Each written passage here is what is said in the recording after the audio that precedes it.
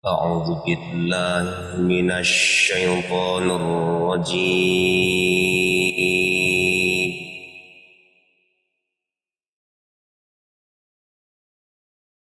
بسم الله الرحمن الرحيم.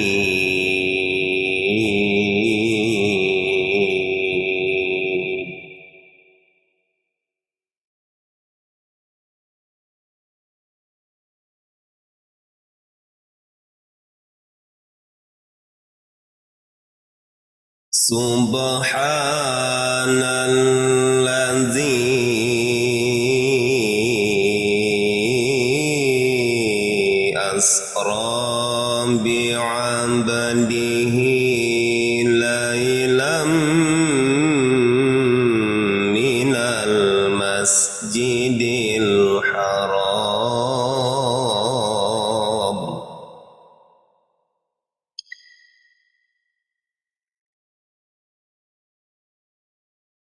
minal masjidil haram ilal masjidil aqsal ladzi barakna haulah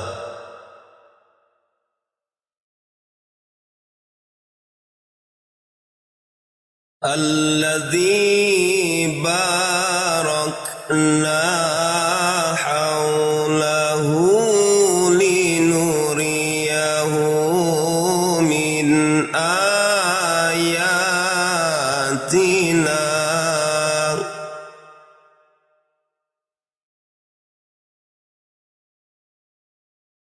innahu huwas sami'ul basir.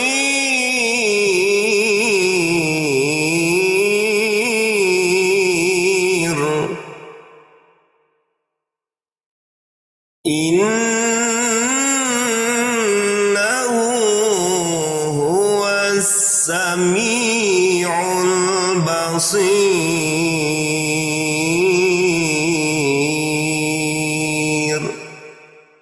Sadaqallahul azim.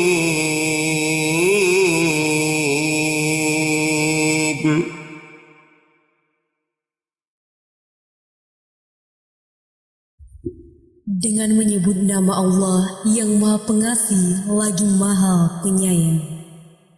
Maha suci Allah yang telah memperjalankan hamba-Nya pada malam hari dari Masjidil Haram ke Masjidil Aqsa yang telah kami berkahi sekelilingnya agar kami perlihatkan kebesaran baginya. Sesungguhnya Dia Maha melihat lagi Maha mendengar. Maha benar Allah dengan segala firman-Nya.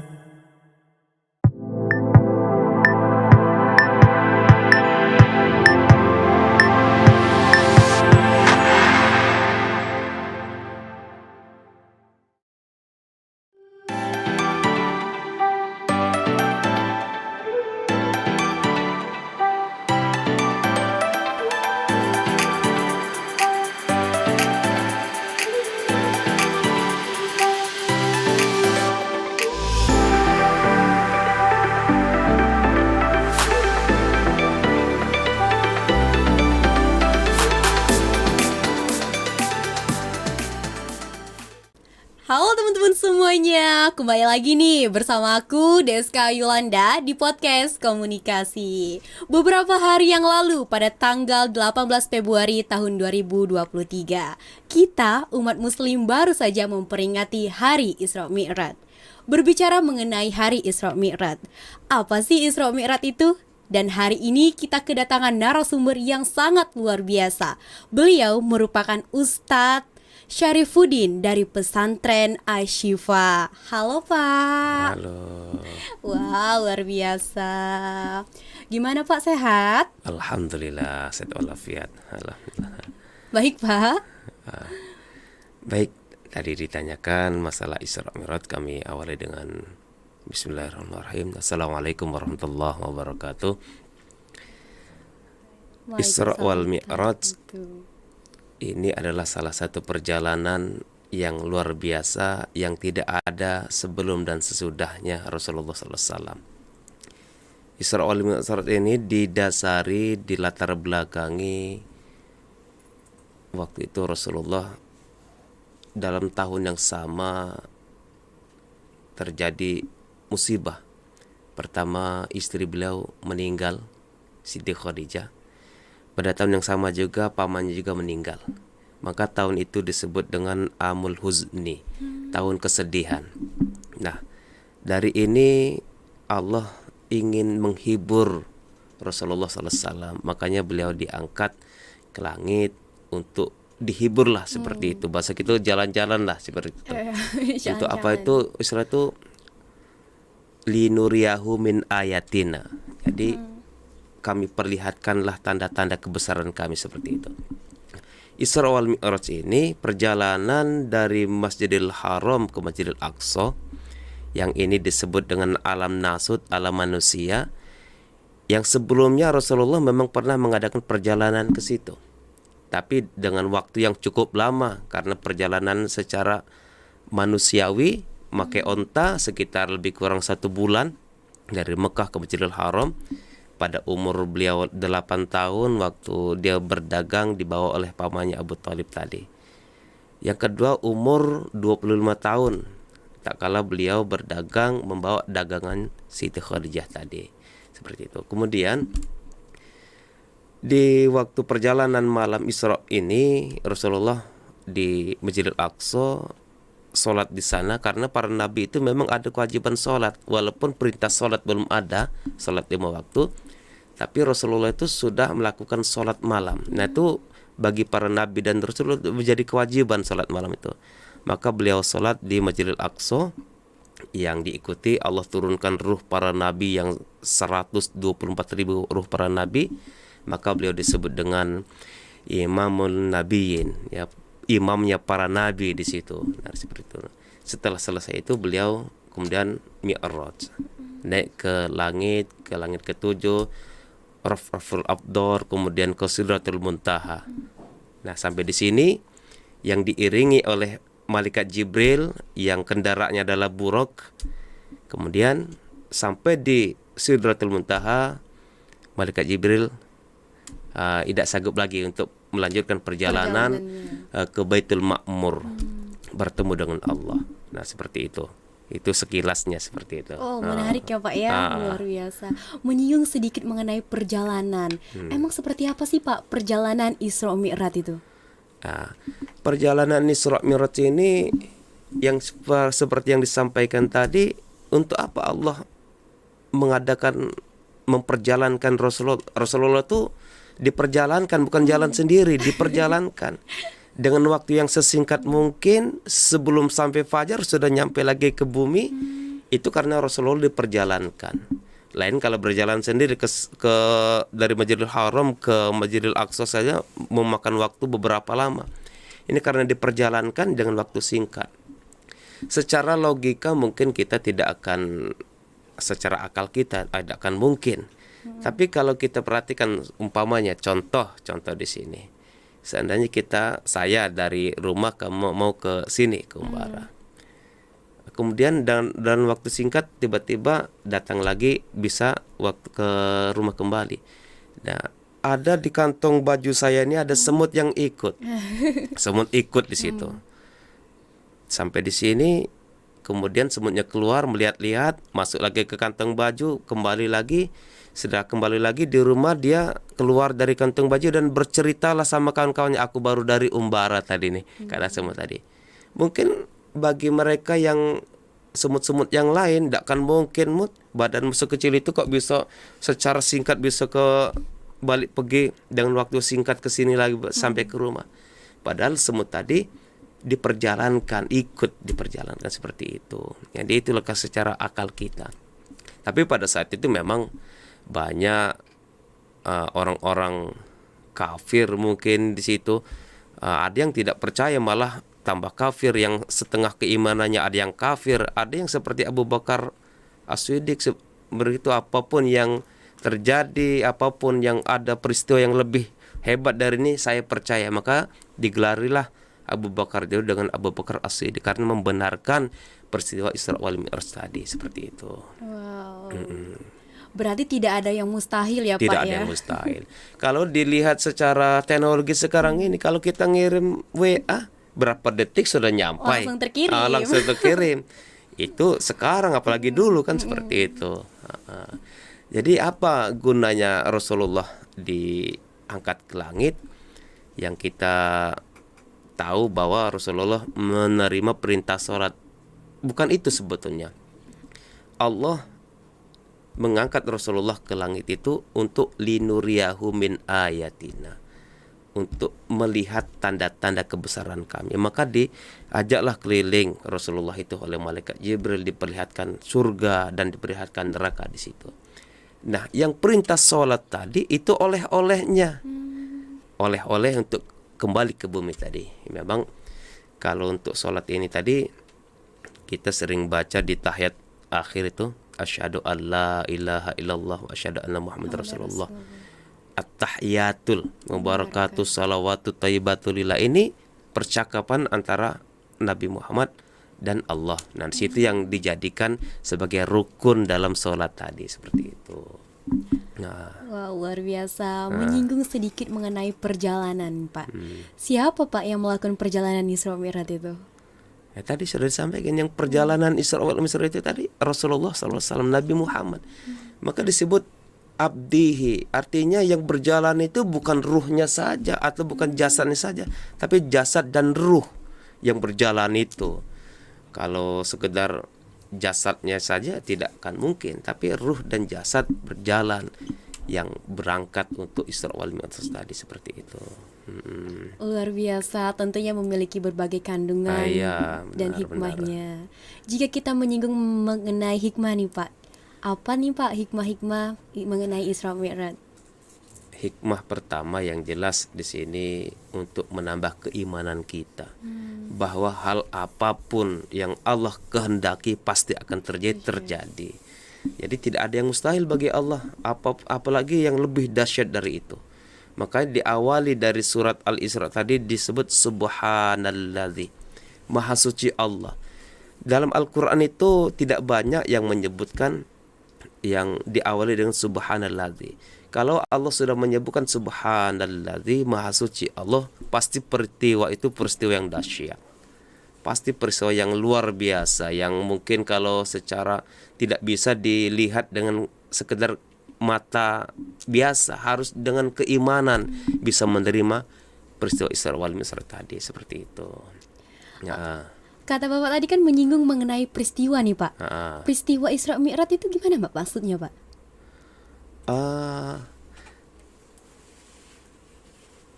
Peristiwa ini yang tadi disampaikan bahwa untuk menghibur Rasulullah SAW yang disebut tadi, karena ada dua kejadian disebut dengan amul huzni, masa kesedihan, tahun-tahun kesedihan.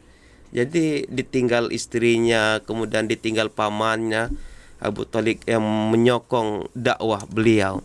Nah, di situ peristiwa Isra Mi'raj itu latar belakangnya, latar belakang kenapa Allah mengangkat Rasulullah ke langit untuk diperlihatkan tanda-tanda kebesaran Allah, seperti itu. Oke. Mengenai langit ketujuh nih Pak, Nabi Muhammad Sallallahu Alaihi Wasallam saat Isra Mi'raj ketujuh, dia bertemu nabi-nabi siapa aja tuh Pak kalau boleh tahu?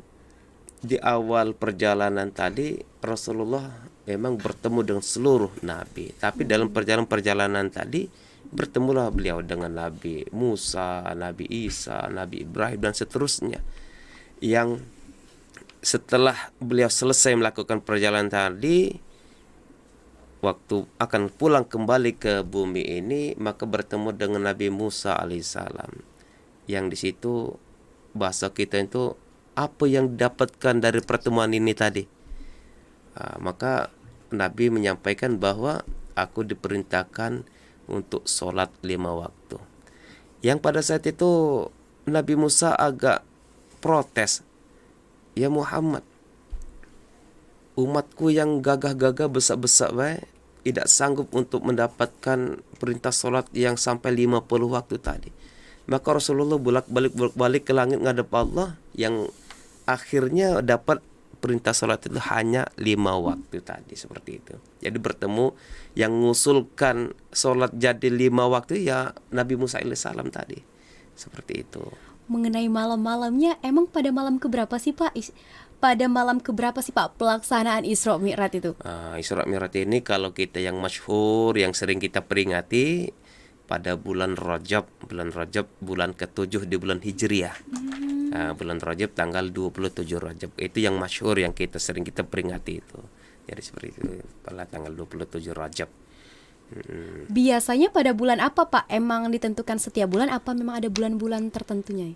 Kalau Isra Mi'raj ini dalam 1 tahun bulan Hijri ya, mulai dari Safar, Rabiul Awal, Muharram, Safar, Rabiul Awal, Rabiul Tsanil, Jumadil Awal, Rajab, Jumadil Tsani, Rajab. Nah, bulan ke-7. Jadi setiap tahunnya sekali, peristiwa itu hanya sekali dalam setiap tahunnya, seperti itu. Tidak tiap bulan, bukan. Dan jadi setiap bulan Rajab di bulan Hijriahnya peristiwa ini, seperti itu. Tujuan Isra Mi'raj itu apa sih Pak bagi umat muslim kita yang sekarang ini? Tujuan.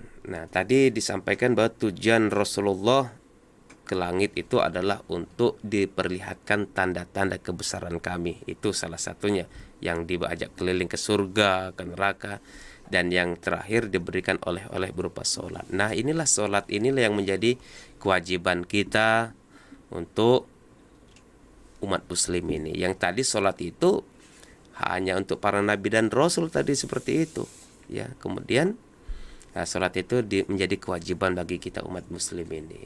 Nah, seperti itu. Begitu ya Pak ya. Banyak nih Pak pemuda zaman sekarang. Menurut Bapak sendiri nih, apa pemuda zaman sekarang ini telah mengikuti Isra Mi'raj sesuai ajaran kita? Iya ya.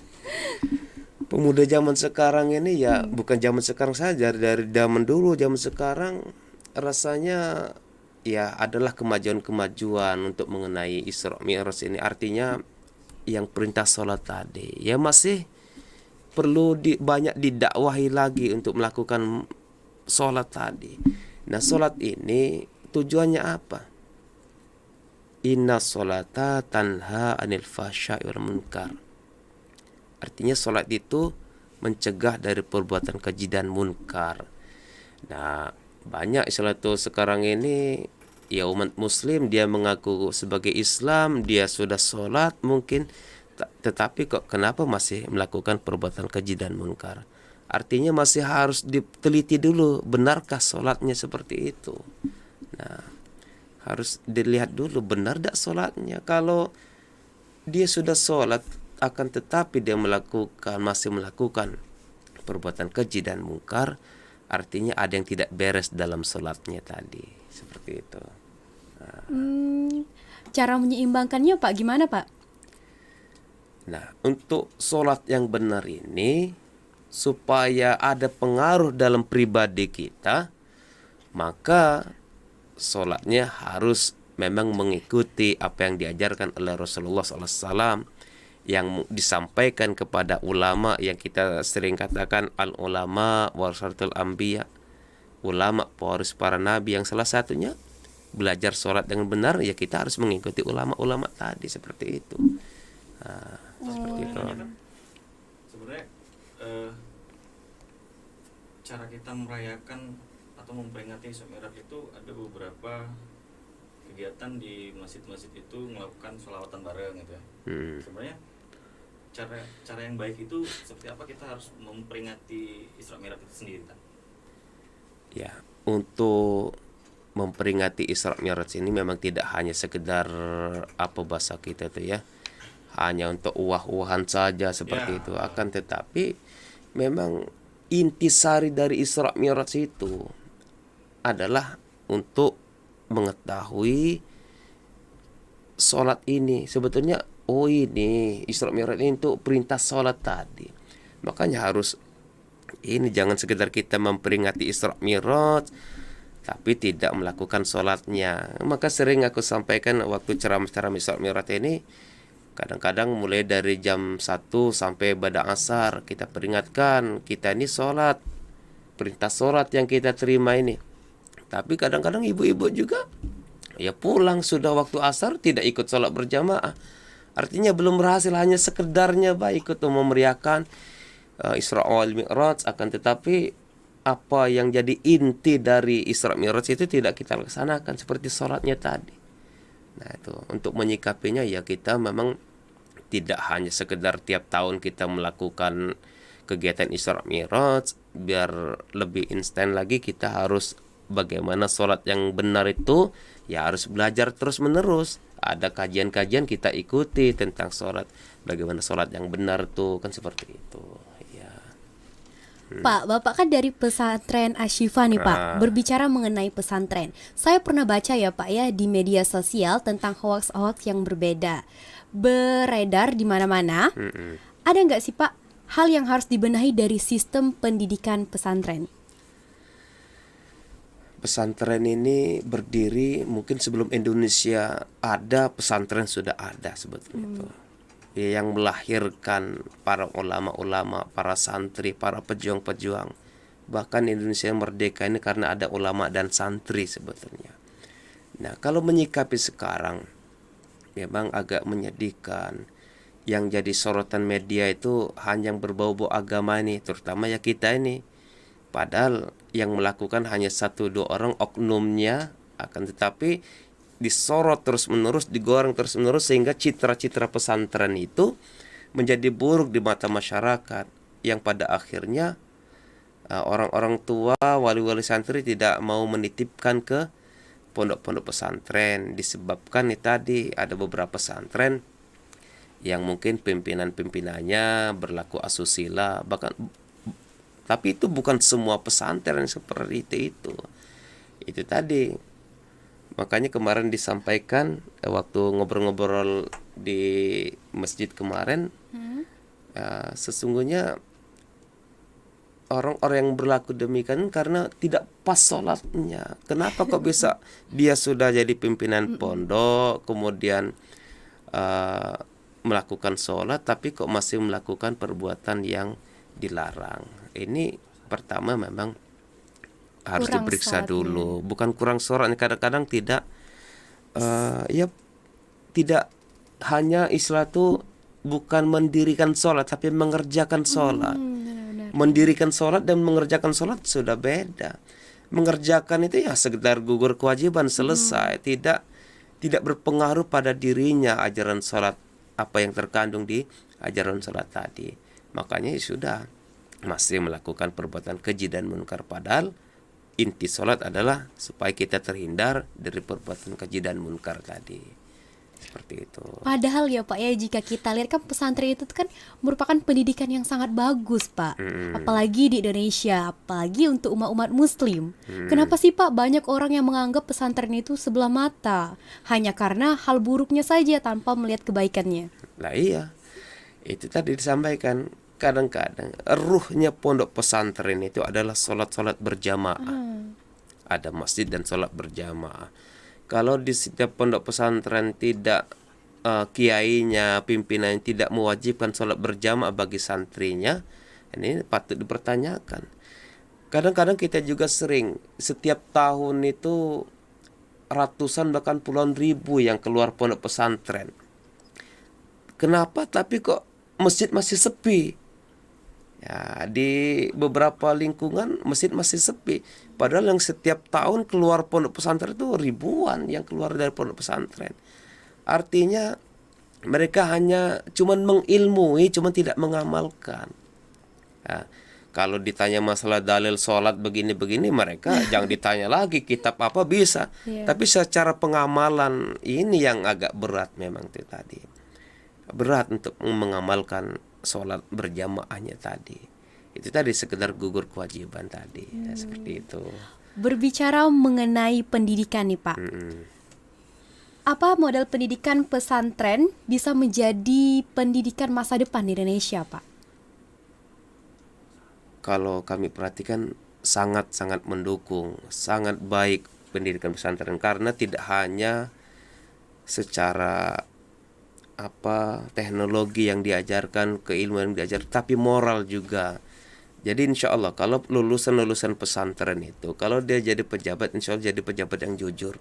Nah, kalau jadi apapun dia profesinya, pasti dia dilandasi dengan keimanan. Karena itu tadi, dia juga selain mengilmui juga mengamalkan. Dan itu harapan adalah pesantren itu tidak hanya mengilmui, cuman mengamalkan. Mudah-mudahan kalau lulusan pesantren bisa lebih diutamakan. Dan alhamdulillah sekarang ini untuk jadi TNI, jadi Polri sekarang ini yang hafiz Quran, ayo tanpa ates lagi dan sebagainya diprioritaskan. Alhamdulillah ada beberapa santri kita juga yang dia lulusan dari kita, yang hafal beberapa juz Al-Quran, dia masuk kepolisian, masuk TNI. Sudah ada di tempat kita seperti itu di Ashifa. Alhamdulillah. Alhamdulillah itu. Pak ya, bisa menjamin berarti. Insya Allah ya. bisa menjamin itu. Ada Pak beredar mengenai hoaks tentang pendidikan formal yang ada di pesantren. Bagaimana nih Pak pendapat Bapak mengenai pondok pesantren yang tidak memiliki sekolah formal? Ya, ada memang sebagian yang tidak memiliki sekolah formalnya. Kalau di Ashifa memang ada formalnya, ada pendidikan pesantrennya. Sebetulnya ya tidak jadi masalah kalau dia hanya sekedar pendidikan pesantren saja, tidak mengikuti formalnya. Kalau formal ini dia bisa umpamanya paket dengan paket B, paket C dan sebagainya, bisa mengikuti di situ. Ada yang pesantren itu waktu dia ada ujian dia baru ikut formalnya, ada semua cuma itu. Nah, tidak melulu dia belajar agama, tapi dia juga diimbangi dengan pendidikan yang umumnya seperti itu. Itu juga penting karena memang agama ini tidak hanya akhirat tapi dunia juga. Dunia harus dikejar, akhirat juga harus dikejar. Dua-duanya harus seimbang, tawazun dalam bahasa agama itu seperti itu, seimbang. Maka dalam doa kita, Rabbana atina fid dunya hasanah wa fil akhirati hasanah. Dua-duanya kebaikan di dunia dan kebaikan di akhirat. Artinya seimbang. Agama ini mengajarkan seimbang, tidak ada yang tidak seimbang. Tapi kalau orang yang lebih mementingkan pendidikan dunia, mengejar dunia, bisa-bisa akhirat luput itu. Bisa-bisa akhirat luput. Tapi kalau dia mengejar kebaikan akhirat, pasti dunia itu akan ikutnya. Ibaratnya seperti ini. Kalau kita nanam padi, rumput pasti tumbuh tuh. Tapi kalau kita nanam rumput belum tentu tumbuh padi. Artinya kalau kita mengejar kehidupan akhirat, dunia ini pasti akan ikut. Tapi kalau kita mengejar kehidupan dunia, akhirat pasti luput di situ. Nah, jadi harus ada keseimbangan antara pendidikan yang formal maupun yang pendidikan keagamaan tadi seperti itu. Luar biasa sekali ya Pak ya, berarti banyak sekali hikmahnya. Alhamdulillah. Ngomong-ngomong masalah pesantren nih Pak, boleh nggak diceritain sedikit tentang pesantren Ashifa yang berdiri sampai sekarang? Alhamdulillah. Pesantren Ashifa ini diawali dari dulu sebuah yayasan. Yayasan Ashifa ini berdiri sejak 2010. Sudah turun izin Menteri Hukum dan HAM-nya. Kemudian tapi di situ belum kita buat pondok pesantren, hanya kita mengumpulkan anak-anak yatim piatu karena ini usulan dari kepala dinas sosial untuk membuat panti asuhan sebetulnya. Akhirnya kita buat panti asuhan.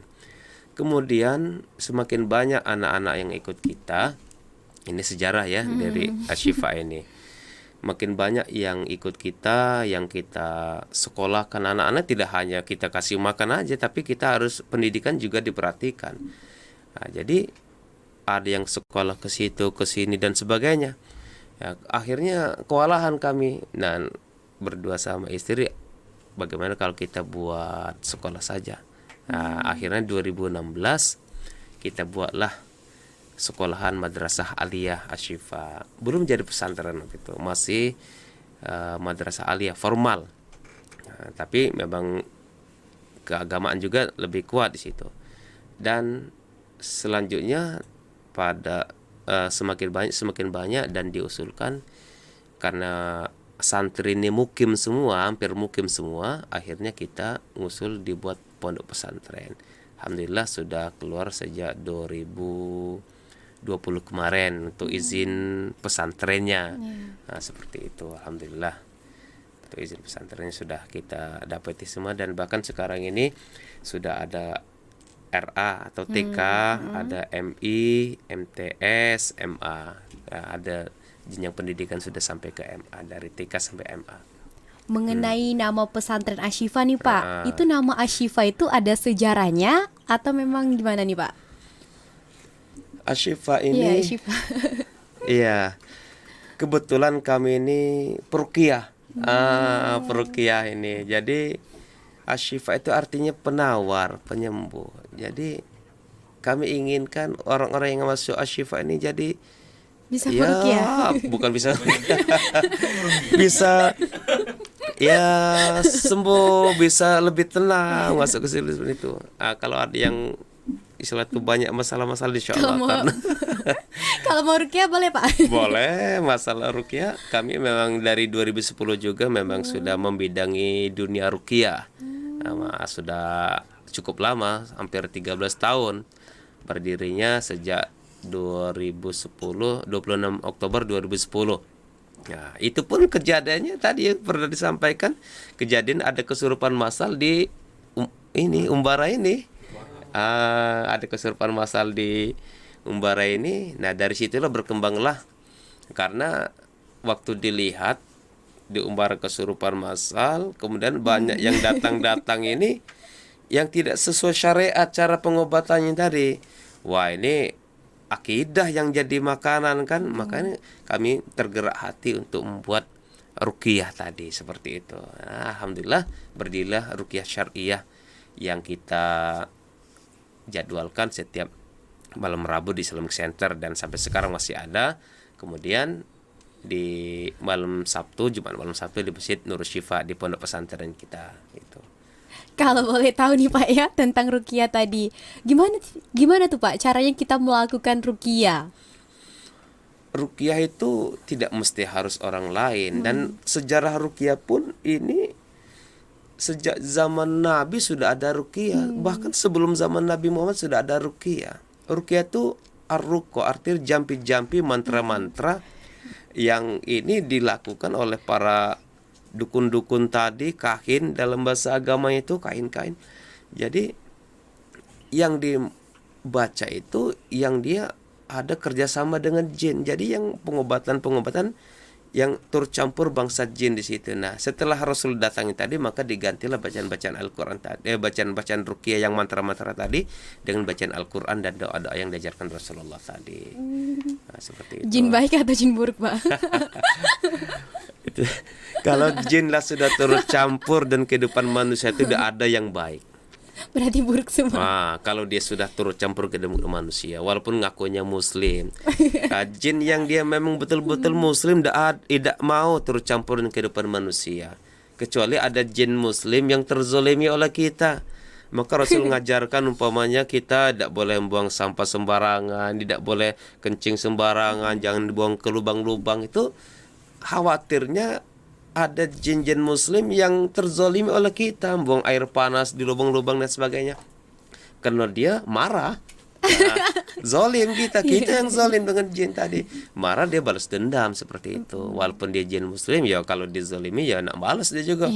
Seperti itu. Katanya emang bener ya Pak ya, jin itu emang ada jin yang baik Pak? Ya tadi jin yang muslim tadi, jin yang baik tadi, yang betul-betul muslim tadi. Kalau jin yang sudah turut campur ke kehidupan manusia, jelas dia tidak baik dia. Itu. Berarti dia anak melak-melak gawe kita. Melak gawe kita. Dan memang jin ini, kita setiap manusia lahir didamping oleh jin. Setiap manusia lahir didamping oleh jin yang namanya jin korin. Ini dampingi kita, yang tahu gerak-gerik kita.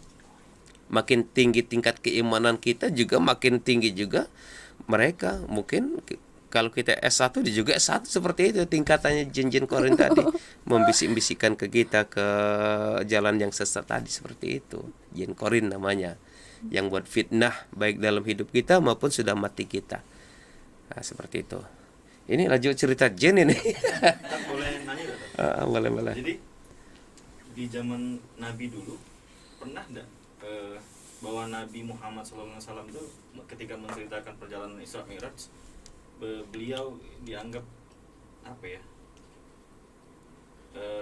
terjadi kebohongan lah dari cerita itu, terus ada hal-hal yang berbau negatif terhadap Nabi Muhammad, bahwa mungkin perjalanan itu tidak benar lah segala macam lah dan segala macam di era Nabi Muhammad dan di era sekarang ya, kalau kita lihat sekarang. Iya, betul.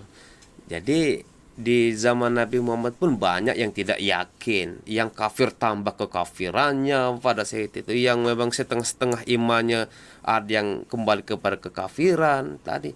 Kemudian yang memang betul kuat imannya seperti Abu Bakar tadi, membenarkan peristiwa Isra Mi'raj tadi.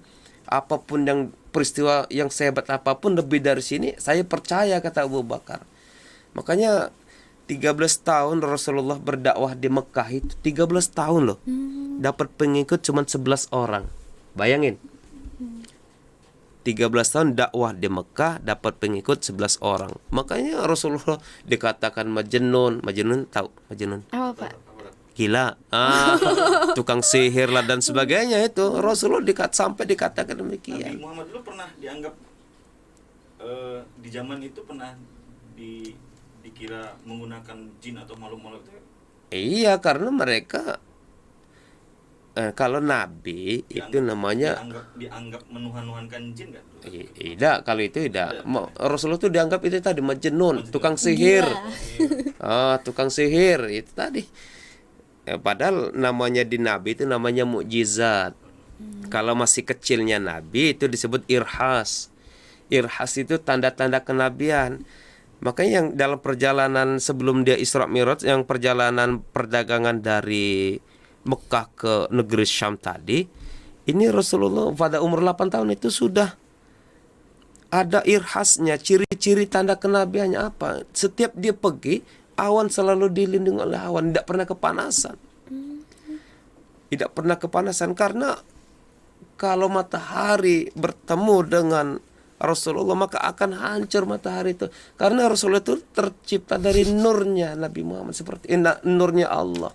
Jadi kalau beradu antara Nabi Muhammad dengan matahari, hancurlah matahari. Maka selalu didaungi awan seperti itu. Dalam kitab-kitab Qasasul Anbiya disampaikan demikian.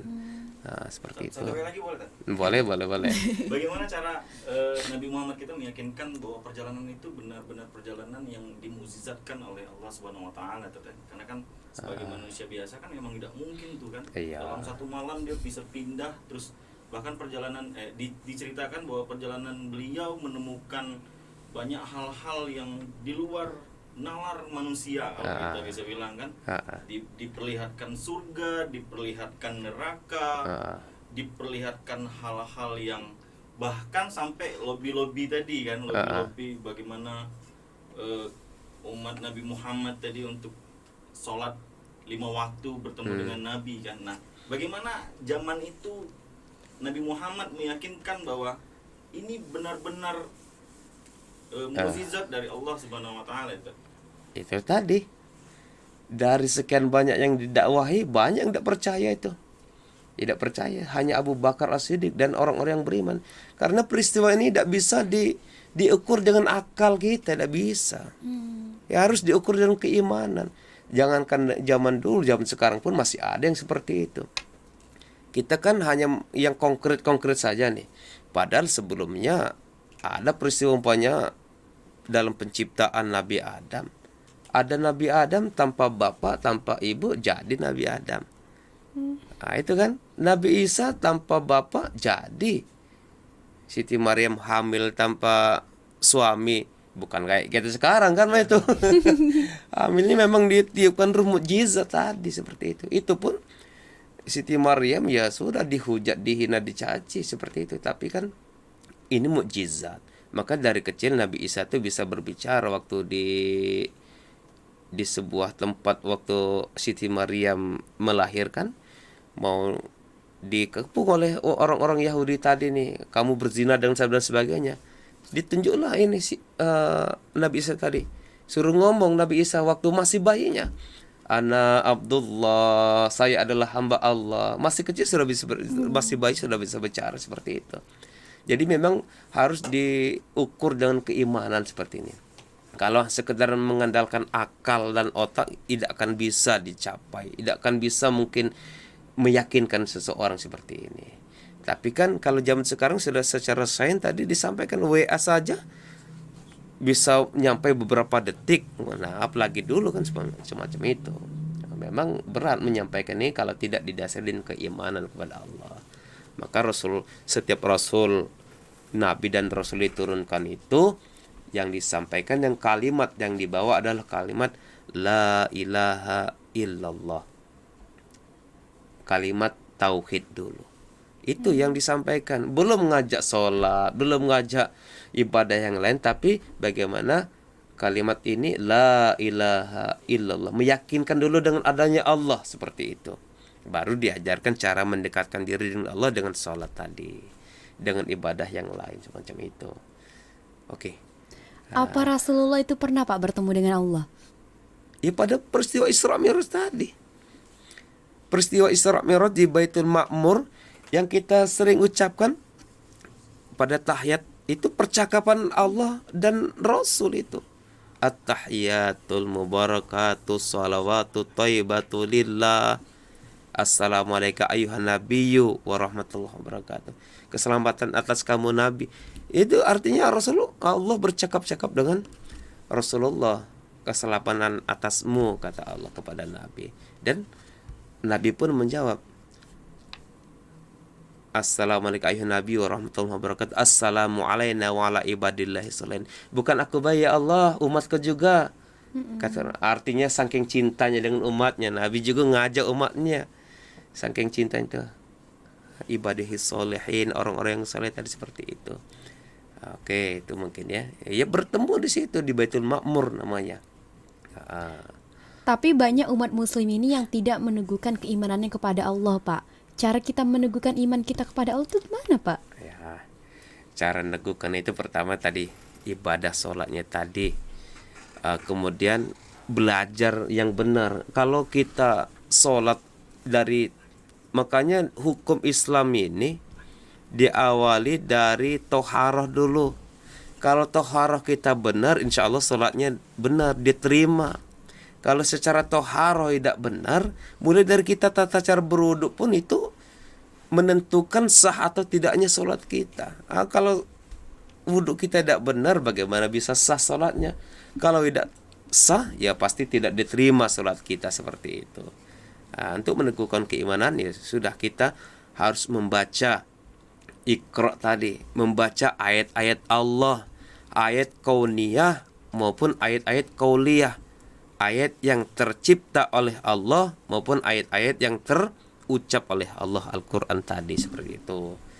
Mengenai langit ketujuh nih Pak, di langit ketujuh 4, 5, dan 2 itu bertemu siapa aja nih Pak? Bertemu dengan para nabi yang jelas itu. Para Siapa, nabi, ya Nabi Musa, Nabi Isa, Nabi Adam, bahkan seluruh nabi waktu sebelum berangkat Isra Mi'raj tadi kan disolat di disolat di Masjidil Aqsa tadi, maka diturunkan ruh-ruh para nabi. Makanya Rasulullah itu disebut imamun nabiyyin, imamnya para nabi. Jadi semuanya para nabi ketemu di situ. Ya, yang jelas Nabi Adam, Nabi Ibrahim ketemu semua di situ, ruh-ruh para nabi. Itu semuanya ketemu. Wah, luar biasa ya Pak ya. Berarti banyak sekali pengalaman dan hikmah yang kita ambil pada bulan Isra Mi'raj dan pengalaman-pengalaman yang lainnya. Apa nih Pak harapan Bapak bagi generasi muda agar lebih mencintai Rasulullah?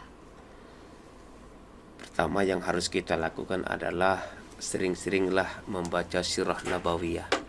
Artinya kita harus tahu mulai dari kelahiran Rasulullah SAW sampai pada wafatnya.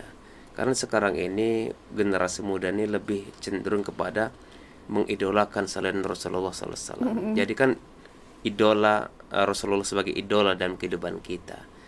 Setiap gerak-gerik kita, aktivitas kita, apapun kita ikutilah apa yang Rasulullah SAW tuntunkan kepada kita. Karena Rasulullah menjadi contoh terbaik, suri tauladan terbaik untuk kita umatnya tadi. Sebagaimana dalam Quran surat Al-Ahzab ayat 21, A'udzubillahi minasyaitonir rajim. Laqad kana lakum fi Rasulillahi uswatun hasanah. Jadi di diri Rasul itu ada suri teladan yang baik bagimu untuk diikuti oleh kita.